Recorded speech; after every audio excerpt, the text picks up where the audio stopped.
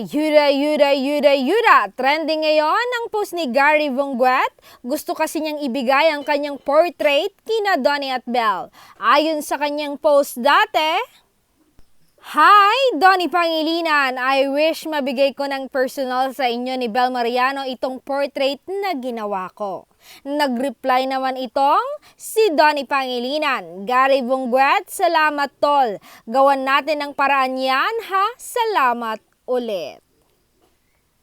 At talaga namang tinupad ni Donnie Pangilinan na magkita sila. Ayon sa post ulit ni Gary Vongguet, grabe may isang salita si Donnie Pangilinan.